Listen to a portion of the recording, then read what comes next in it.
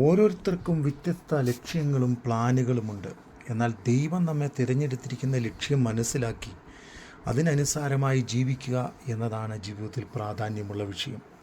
പലപ്പോഴും ലക്ഷ്യം മറന്ന് ജീവിക്കുന്ന അനേക മനുഷ്യരെ നമുക്ക് കാണുവാൻ കഴിയും.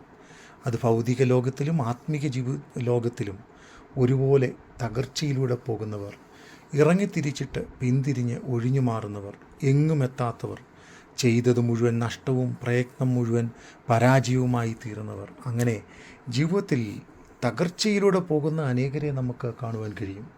എന്നാൽ ദൈവവചനം നാം പഠിക്കുമ്പോൾ ഫിലിപ്പിയ ലേഖനം 3-ാം അധ്യായം അതിൻ്റെ 14-ാം വാക്യം, ദൈവത്തിൻ്റെ പരമവിളിയുടെ വിരുദിനായി ലാക്കിലേക്ക് ഓടുന്നു. അതെ, ഓരോരുത്തരെയും ദൈവം വിളിച്ചിരിക്കുന്നത് ഒരു ദൗത്യത്തിന് വേണ്ടിയാണ്. അതിനായി നാം ലക്ഷ്യത്തിലേക്ക് ഓടുക എന്നത് ദൈവവചനം നമ്മെക്കുറിച്ച് ആഗ്രഹിക്കുന്ന ഒരു വിഷയമാണ്. ഒരിക്കൽ രത്തൻ ടാറ്റയുടെ ഒരു കോട്ട് ഞാനിങ്ങനെ വായിപ്പാനിടയായി തീർന്നിട്ടുണ്ട്. ഒരുവൻ ദരിദ്രനായി ജനിക്കുന്നത് അവൻ്റെ കുഴപ്പമല്ല, എന്നാൽ ഒരുവൻ ദരിദ്രനായി മരിക്കുന്നത് അവൻ്റെ മാത്രം കുഴപ്പമാണ്.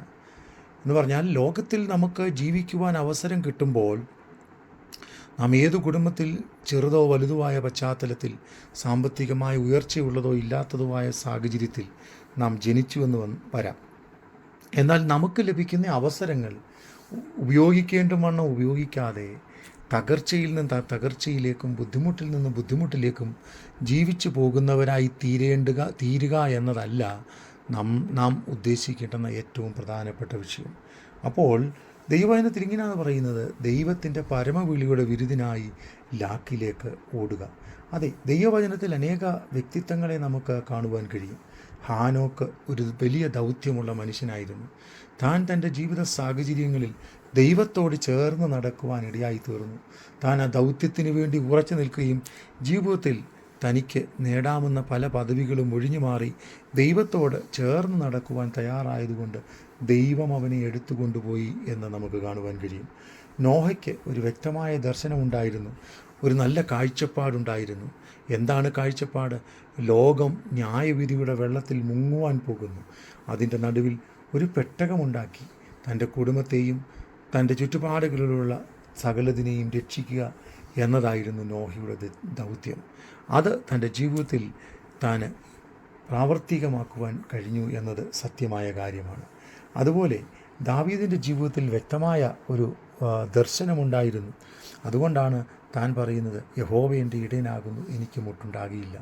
പച്ചയായ പുൽപ്പുറങ്ങളിൽ അവൻ എന്നെ കിടത്തുന്നു, സ്വസ്ഥതയുള്ള വെള്ളത്തിനരികത്തേക്ക് അവൻ എന്നെ നടത്തുന്നു. അതെ, പ്രതികൂലങ്ങൾ നിറഞ്ഞ, അനർത്ഥങ്ങൾ നിറഞ്ഞ, ആപത്തുകൾ നിറഞ്ഞ സാഹചര്യങ്ങളിൽ സ്വസ്ഥതയിലൂടെ നടത്തുന്ന ഒരു ദൈവമുണ്ടെന്നുള്ള തിരിച്ചറിവാണ് ദാവീദിൻ്റെ ജീവിതത്തിൽ നിർണായകമാകുന്ന പ്രതിസന്ധി ഘട്ടങ്ങളിലെല്ലാം സമാധാനമാർജിക്കുവാൻ തനിക്കിട വന്നത്. അതെ, നാം നമ്മുടെ ജീവിതത്തിൽ തിരിച്ചറിയുക, എല്ലാ ജീവിത സാഹചര്യങ്ങളിലും നമുക്കൊരു ലക്ഷ്യമുണ്ടായിരിക്കണം. തകർച്ചയുടെ നടുവിൽ, രോഗത്തിൻ്റെ നടുവിൽ, പരാജയത്തിൻ്റെ നടുവിൽ, ബുദ്ധിമുട്ടുകളുടെ നടുവിൽ, ദുഃഖങ്ങളുടെയും വേദനകളുടെയും നടുവിൽ നമുക്കൊരു ലക്ഷ്യമുണ്ടാകണം. ലക്ഷ്യം മറന്ന് ജീവിക്കുന്നവരായി നാം തീരരുത്. ലക്ഷ്യപ്രാപ്തിയിലേക്ക് സ്റ്റെപ്പുകൾ വയ്ക്കുന്ന വീരന്മാരായി നാം തീരേണ്ടുന്നത് ആവശ്യമാണ്. അതുകൊണ്ടാണ് ദൈവവചനത്തിൽ നമുക്ക് കാണുവാൻ കഴിയുന്നത്, പിൻപിലുള്ളതിനെ മറന്ന് മുൻപിലുള്ള ലാക്കിലേക്ക് ഞാൻ ഓടുകയാണ്. അതെ, പിൻപിൽ കാണുന്നത് പലതും കഴിഞ്ഞു പോയതാണ്.